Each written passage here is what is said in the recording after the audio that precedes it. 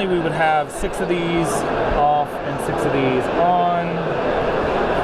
I say normally, we do have those, but we would determine them randomly, and I'm just setting up so we can get started a little faster. All right, those are good, those are good, those are good. Oh, so normally that's a random setup. Okay. So normally what you would do is you would flip over 6 of these room cards, okay, and that would tell you where you're going to put trap switches that are off, and then you would flip over 6 more, and those would determine which trap switches are on and where they start. So the setup is random every time that you set it up.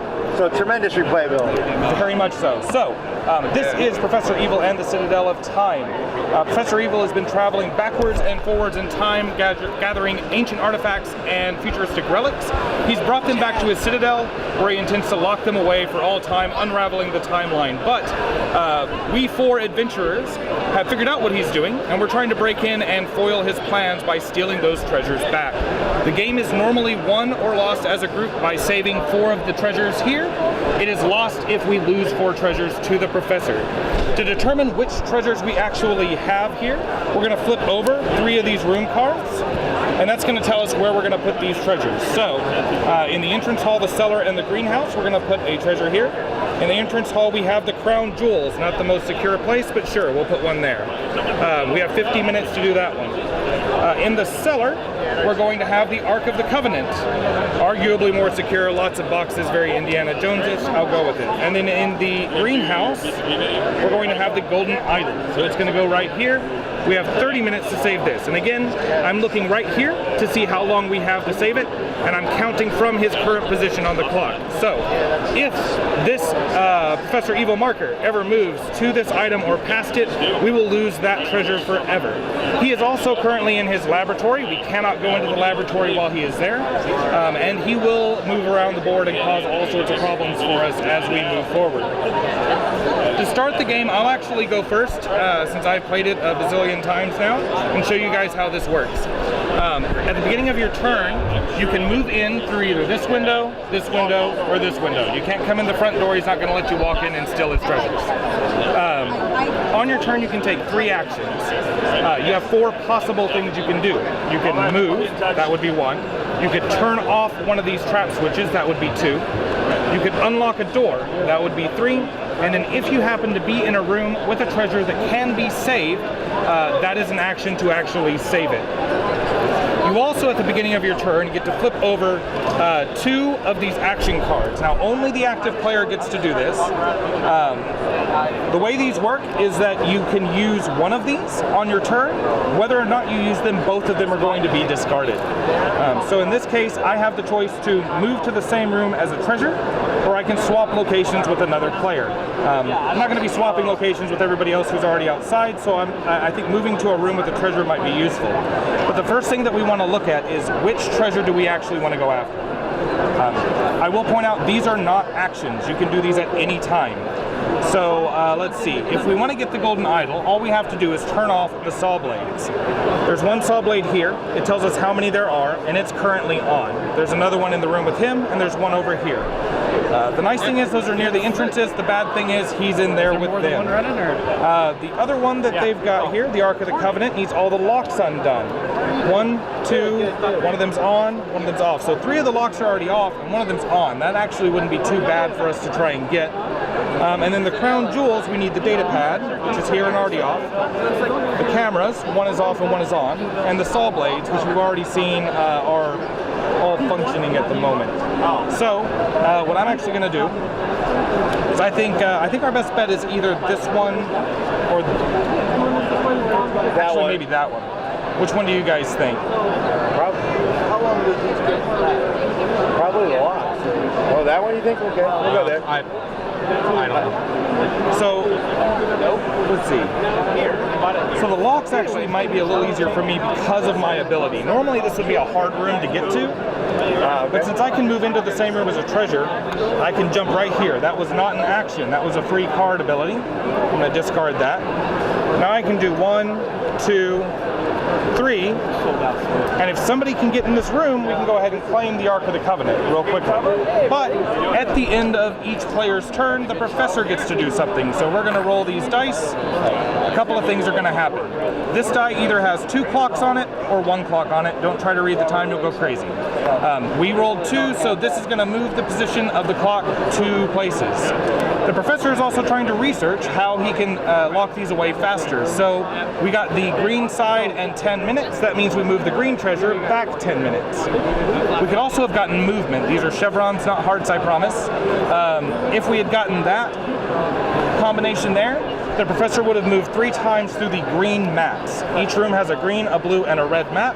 So in that case, he would have moved here, he would have moved here, and he would have moved here, and along the way, he would have turned on any trap switches that had been turned off, he would have locked any doors that were unlocked, and he would have kicked out any adventurers who happened to be in his citadel. The last thing he can do is if you roll this one, it will cause him to teleport into a room with the matching colored treasure. So in that case, he would have teleported straight into this room, turned back on the camera, and locked any doors that needed to be locked. We're going to move him back into the lab for now. And that's all of my turn. It passes over to you. So flip over your top 2 cards. Go ahead and read those aloud so that everybody knows what options you've got here. Okay. The first is choose 2 players. You may choose yourself. Each chosen player may unlock all doors in their location. Or the professor cannot move treasure markers on this turn. Cool. So cannot move treasure markers is what we just saw happen. That would lock out his ability to use that particular role. The other one, choose 2 players. Each chosen player may unlock all doors in their room. That one actually wouldn't be too bad. Just so you know, there is no problem with unlocking a door between you and the professor. He doesn't gain line of sight or anything weird like that. You're unlocking the door, not opening it up. And you can save that until after you've decided where you want to move in. So you could move in, unlock all the doors in your room and my room, and then continue the rest of your turn if you wanted to do that. Cool. So the question is what, let's see, actually, you could claim this turn because we have 1, 2, 3, 4 locks off. If you move in here and unlock all those doors, you'll have enough actions to get in here and claim the treasure. Can I get in the window? Yep. Awesome. So you come in that window. I'm guessing you use your card? Yes. All right, there's only 2 of us on the board, so we're going to unlock all the doors there, and we're going to unlock the rest of the doors in my room here. That's 2, right? Yep. And then we're going to claim the treasure for 3. So we have saved the first treasure very quickly. That was awesome. That comes off the board, but when we save the treasure, all of the switches that match that treasure are going to turn back on. All right, so that treasure is saved though. That's going to help us out. After that, it's going to end your turn. You've done 3 actions, you've used your card. Go ahead and roll the dice, and let's see what the professor does this time. All right, so we're going to move the clock 1. This is going to trigger a special thing we're going to resolve in a second. And then he's going to move once through a green mat. So we have a green mat. He's going to move that direction. He's going to turn that laser back on. But we just had a special place here. So each of you has a thicker player card. And on the back of, not the deck. On the back of that player card are 2 actions. One is a static action that you would always gain. The other one is a 1-use action that would cause you to lose that static action, but it can do really cool things.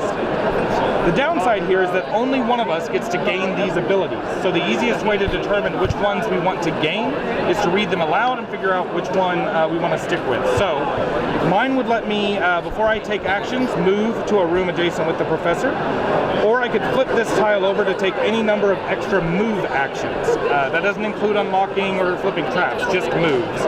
But if all the doors were unlocked around here, I could run a couple laps just for fun if I wanted to. What have you got? Before you take actions, you may always unlock 1 door anywhere in the castle. In addition, on your turn, you may flip this tile and move 1 treasure marker counterclockwise 15 minutes to take 3 extra actions this turn. Cool, so that one's a risky one because you have to move time closer to him, but those 3 extra actions can save us in a pinch. What have you got? All right. You may always move through locked doors. In addition, on your turn, you may flip this tile when you are in the room with the data pad switch to flip 2 matching switches off anywhere in the castle. Yep, so if you were in here, you could flip that tile over and say, I want to turn off 2 locks or 2 lasers or 2 saws, whatever you wanted to do there. Go ahead. I have you may always move into the room with the professor and never flee the castle if the professor moves into your location. Or, in addition, on your turn, you may flip this tile to flip a switch off anywhere in the castle. So all of these are pretty cool abilities here. Let's see, who just went? You just went. So we probably want to do somebody who's coming up here. Moving through locked doors would be good. What treasure? We don't know what the next treasure is going to be yet. Which treasure do we want to actually go after? Actually, I suppose we could go ahead and flip the next treasure, because we've already rolled and resolved his ability. So let's go ahead and see what the next treasure is going to be. We're going to get the crystal skull and the parlor. So the parlor is here. We're going to have 50 minutes to save. 30, 40, 50. And that's Saw's camera laser. Well, it's Saw's data pad lasers. We got the data pad here. We got the 2 lasers. And then we have Saw that are all on. That's a hard one to get right now. The golden idol needs the saws, yep. So does that one. All of them need saws. We have to get saws. So, moving through locked doors, would that help us get all of the saws? Or would it be better 1, 2, 3? Ooh, actually, yeah. If we gave him his ability, he could move in here for 1, flip this off for 2, move in here for 3, and then flip his card over to turn off the other 2 saws. Oh, very good, yeah. So let's go ahead and flip, all the rest of us flip back to the picture side. You would leave yours up. Not trying to determine your turn for you, but just kind of trying to think through it there. So that passes everything over to your turn. Flip over your top 2 cards first. Come to Catan to celebrate the 20th anniversary of Catan Seafarers. Learn to play the Legend of the Sea Robbers. Learn how to get their exclusive Catan geography. Yeah, we'll wait a second. Okay. When you are in a room with a saw switch, you may play this card to move any other room with a saw switch.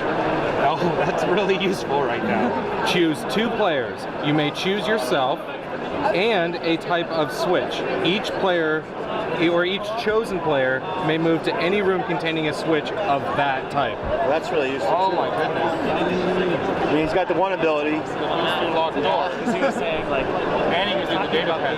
Wow. You're in good shape here. So I would say save your data pad ability for a little while. Okay. And you probably ought to get this saw that's harder to get to. So what you might be able to do instead now is move in here, flip the saw switch, use your ability to teleport into here, flip the other saw switch that would be hard for us to get to otherwise. Okay, so discard this one and keep this one up. Yep. Okay. And so go ahead.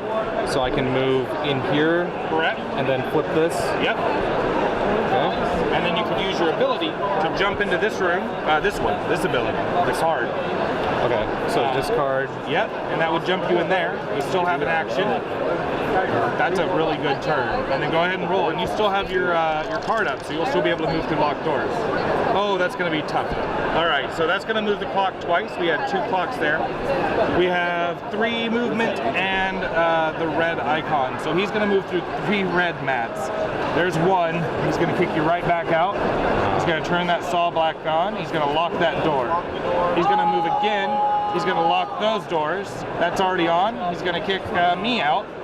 And then he's going to move through 1 more. He's going to turn the data pad back on. He's going to kick you out, and he's going to lock these doors up. So that was bad. That was a really rough turn for us. Game over. It's not quite over yet. So it's your turn. Go ahead and flip over your top 2 cards. All right. Flip a switch off in a room with a treasure. Or I have choose 2 players. You may choose yourself. Each chosen player may flip the switch off in their location. That'd be great if anybody was on the board anymore. Yeah, that would be good if anybody was on the board. But it could allow you to flip a switch off for free while you're in a room. Yes. So it's not a total loss there. flip a switch off in a room with a treasure. There's a laser on we could get. There's a lock, but we don't need locks. So you could get this laser if you wanted to, or you could get the saw blade for free if you come in this direction. Or you could even do one unlock for 2, 3, and then use your special ability to get this one. That's probably a good idea, right? Yeah, that one's a hard one to get to right now. Yeah, so that's 1, unlock 2, 3, and then your ability. The ability. All right, and then you get to roll the dice and figure out how bad it is for us. Yeah, let's see how bad I do. All right, so we lost our time here. I think we were here on that one. He's going to move the clock once. That means we are going to lose the blue treasure. He's going to teleport to the room with the green treasure, which is here. He's going to turn that camera back on. He's going to lock that door. All right, so the blue treasure is lost. We're going to grab that, but we are going to get a new one out. Ballroom. We have the bust of Nefertiti in the ballroom. That seems like good decorations. All right, 30, 45 minutes until that one is also lost forever. So this green one's going to get lost pretty quick, but as long as we get one of the others, we should be okay. Unfortunately, I think we don't need cameras here. We do need saws still, and the data pad, and the 2 lasers. This is going to be rough. All right, let's see if I get an ability that's going to help us out here. How you doing? All right, so I've got choose 2 players. I can choose myself. Each chosen player may move to an adjacent room, even through locked doors. Or I can unlock all doors in 2 rooms that I visit. So I could do, let's see. I could have you move adjacent for free. I could bring some people in. But I think the locked doors may be our better bet here. Does that sound okay? Yep. Cool. So I'm going to move in. I'm going to use my unlock all doors in 2 rooms I visit. So that's 1 room. I've unlocked all those. I'm going to go ahead. I'm actually going to move in and get the data pad first, because that's a harder one to get to. That's 2. That's 3. And I do unlock all doors in this room as well. Would assume so. That's going to be the end of my turn there. I have to see how much damage I cause. Alright, that goes 5 minutes. Blue comes back 5 minutes, but that's actually not too bad for us. And then it passes over. Next player, go ahead and flip over 2.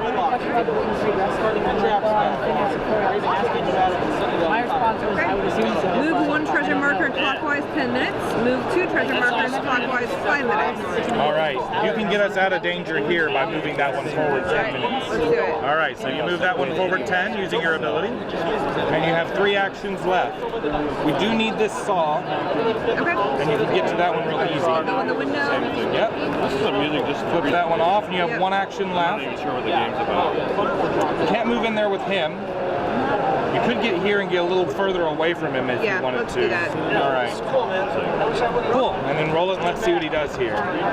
All right. So, it's a good thing you moved that other one. The clock moves twice. This is kind of good for us. We're going to gain another ability. Good. Red moves back 5 minutes. Somebody who doesn't have their ability flipped up can now flip their ability up. So, let's see. You just went, right? And I'm not next. Well, who are you? What have you got there? Can move into the professor's location, and you never flee the castle if he moves into yours. Or in addition, on your turn, you may flip this tile to sort of switch off anywhere in the castle. I think being able to flip a switch off anywhere in the castle is about to be really, really critical for us. So let's go and go with yours if y'all are okay with that. Cool. You're next. Good. Go ahead and flip over your top 2 cards. Okay. When you are in a room with a camera switch, you may play this card to take 2 extra actions. There's nothing.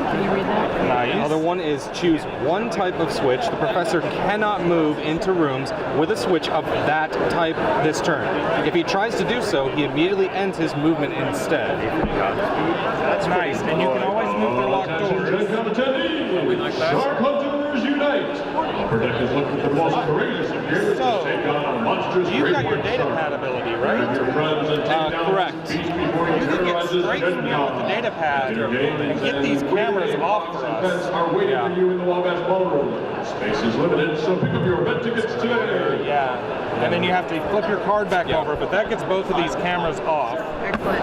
So basically, Professor Evil is going to... And then you're Oh, switching. did I? Oh, You grabbed me. I am sorry. I'm like, wait a minute. I was Wrong one. I don't think you were on the board. Yeah.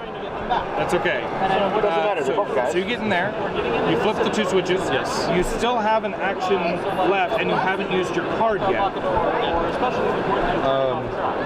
You're working entirely cooperatively. Everybody has to... Probably you're not going to be able to get to a camera, so This one. he is adjacent to a camera, a laser, and a saw. We don't want him to turn either of these on.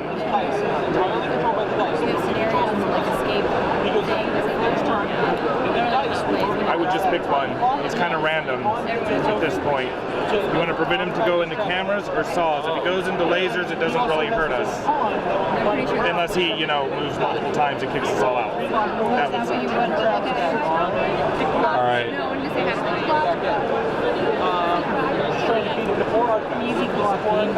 It could go either way, couldn't it? You could go any way here. I would just pick one at random. All right, let's do this one. Camera. All right, roll it. Let's see what he does. All right. Oh my goodness, this is probably game. That is game. So we got 2 clocks. That's going to capture the second artifact. For the demo purposes, we're only doing 2 artifacts, so that's gonna cost us the game. He would also move 3 green. In this case, where is he at? Here he is. He would move here, turn that camera back on. Wait, he couldn't move to cameras, right? Right. Yeah. So actually, he wouldn't move. He couldn't move that direction because there's a camera there. So at least you stopped his movement, but with that moving twice, he captures this one. And since on the demos we're just doing 2 instead of 4, that would be the end of the game for the demo. Now, in a normal game, we would keep going. And we would try to get to either 4 saved treasures or 4 lost treasures, whichever one happened first. That's it. Do you have any questions about it, or? I do. So when is the game releasing? It releases September 22nd. Okay. And in terms, it's 2 to 4. 2 to 4 players. There are 5 different characters to choose from. Okay. Does it scale pretty well, or is it recommended that you play with 4 players? No, it scales really well.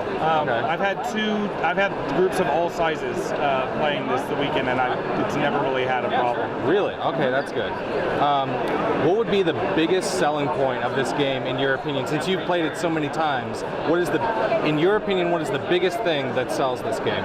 I think it's exciting to see what is the unpredictability of it, combined with the cooperative planning that's happening. So I've had groups of 4 people that have no connection to each other sitting down at this table, working together, getting excited for each other and what they're trying to do. They're all groaning at the same time as the professor is foiling their plans, and then going, no, wait, we can do this, we can find another way out of this thing. And I think it's fun watching people as they get into these situations where it's really, really tight, and it's going to take a really good play to solve something, come up with how do we solve this puzzle? How do we use the actions we've got to make this unwinnable situation suddenly turn around? It's usually off of whatever card abilities end up coming out, or by cleverly choosing whose static abilities and flip abilities come out. So really the way the group is able to come together and both either feel that success together or try to get through the failures together has been kind of the biggest thing for me. You've got to work really hard to get... No, I already interviewed him at Origins about the game. I know pretty good about it. I wanted actual game demos. Gotcha. All right. Excellent. Thank you guys for playing. Yeah, thank you so much. Definitely appreciate it. I'll get him first. Ladies last, I guess. I don't know. Yeah, it looks like